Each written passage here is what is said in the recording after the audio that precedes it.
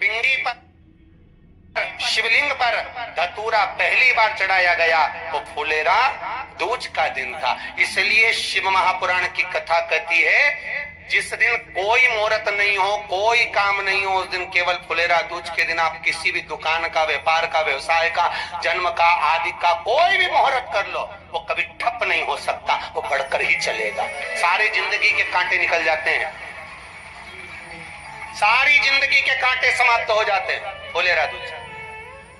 कहते हैं दुनिया में सब दिन का दान, सब दिन का पुण्य समाप्त हो सकता है, और फुलेरा दूज का दान, पुण्य, सत्कर्म, भजन, कीर्तन, नाम स्मरण समाप्त नहीं होता। चक्कर आ जाते हो, अचानक गिर जाते हो, हापड़ी भराने लगती हो थोड़ा सा चलने पर, श्वास फूल जाती हो ज्यादा चढ़ने पर, उनके लिए विशेष है कि धतूरे की जड़ को, धतूरे का जो फल होता है उसकी जड़ महाराज निकाल कर, धोकर, उसको घिस कर शंकर भगवान पर उसका लेपन कर दीजिए।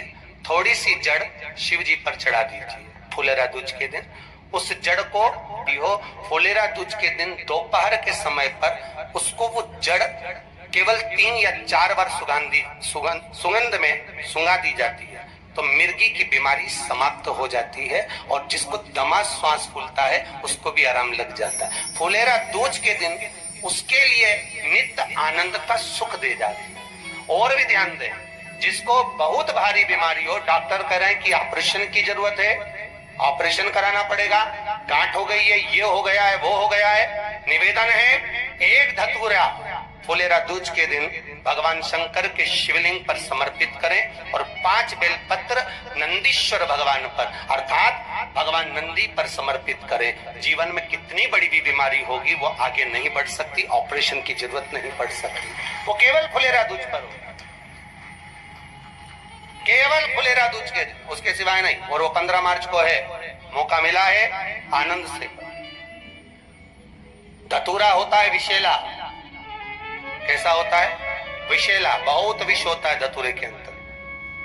पर महाराज भगवान शिव को वो समर्पित किया जाता है जैसे पार्वती जी को लगा, जब कोई साथ नहीं दे रहा, पार्वती जी को लगा जब कहीं से सुख का अनुभव नहीं हो रहा, आनंद का अनुभव नहीं हो रहा, पार्वती जी ले गई धतूरा, पार्वती मैया ले गई उस बेलपत्र को शिव को। और प्रयास करना, अगर दुख है तो एक धतूरा समर्पित कर कर 1 लोटा पानी अवश्य समर्पित कर।